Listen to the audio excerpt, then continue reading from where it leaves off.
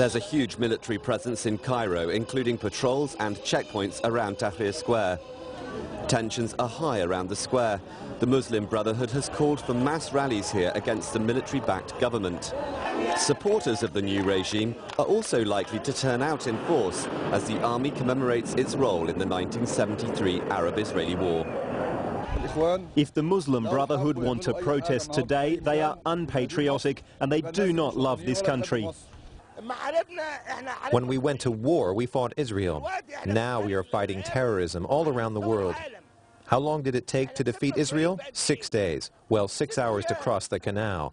Now we're fighting terrorism at an international level. 40 years ago, Egypt and Syria launched a surprise offensive attack against Israel. Egyptian forces crossed the Suez Canal and recaptured parts of the Sinai Peninsula, lost 7 years earlier in the 6 Days War.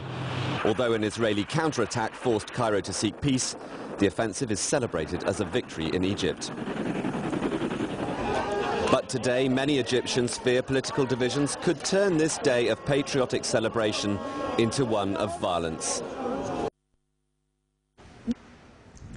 It has been a whirlwind week in Washington as the blame game for the partial shutdown of the U.S. government rumbles on.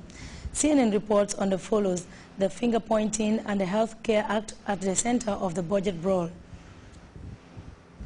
Monday was will they or won't they? Hoping for the best, but kind of expecting the worst. Normally, I would say 12 o'clock they're going to come to an agreement, but I don't think they will.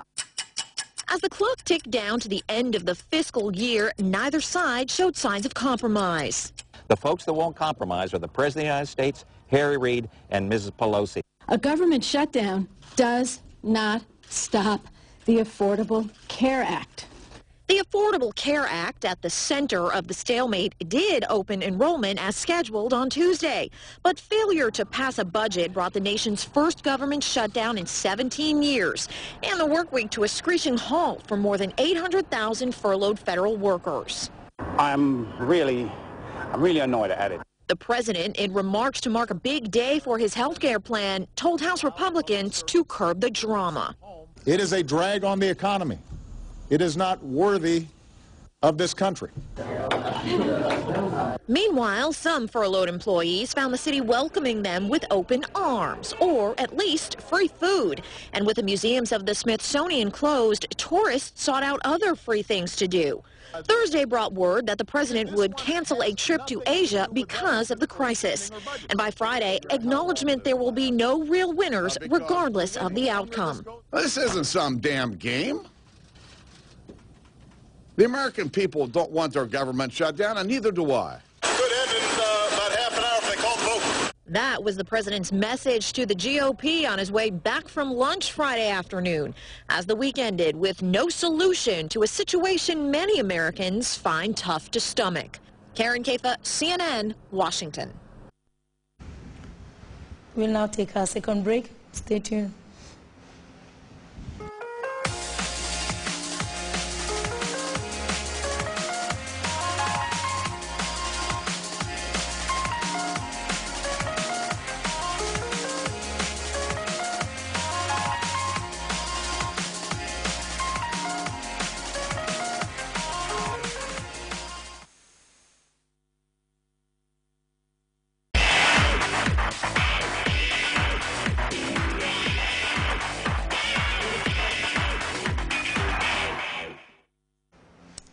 On Saturday, Borussia Dortmund suffered a shock 2-0 defeat to Mönchengladbach.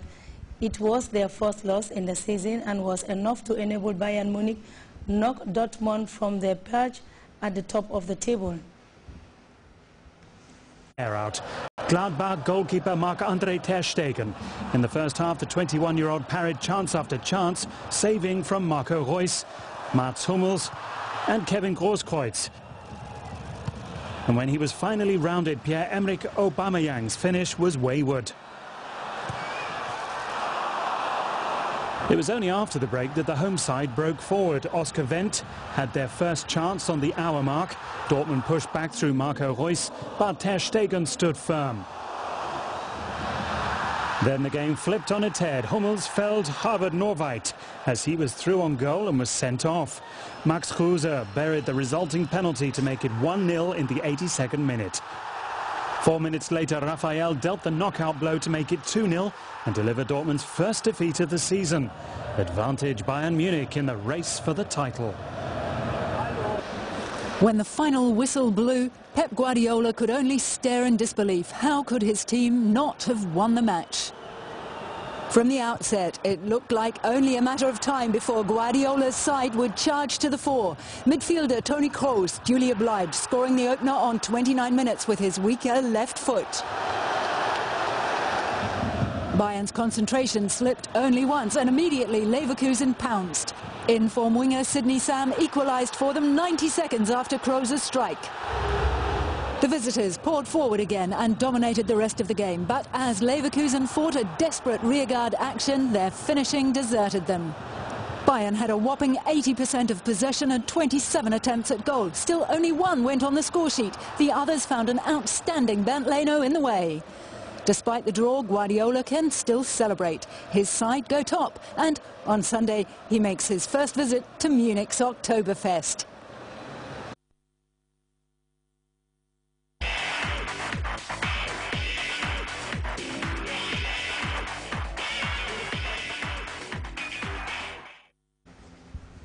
It's now time for the weather report from the Central Forecast Office.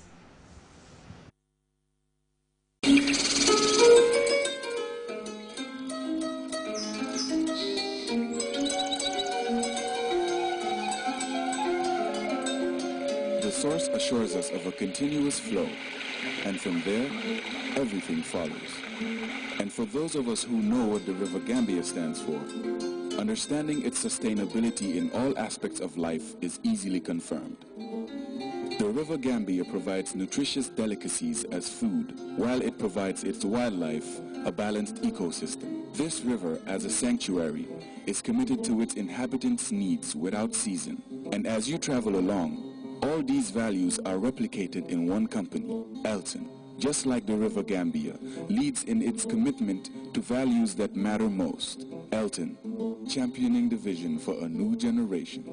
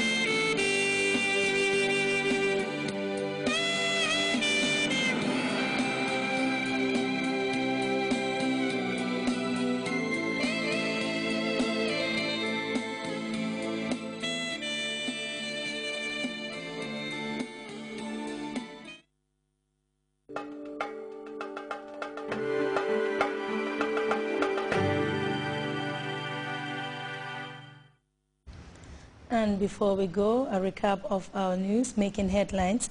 Security operatives have uncovered more individuals who despoiled the image of the Gambia under the banner of fictitious asylum claims abroad. Socio-historical fact-finders at the University of the Gambia have been explaining a common trajectory that binds the history of the Greater Senegambia region to ancient Egypt. One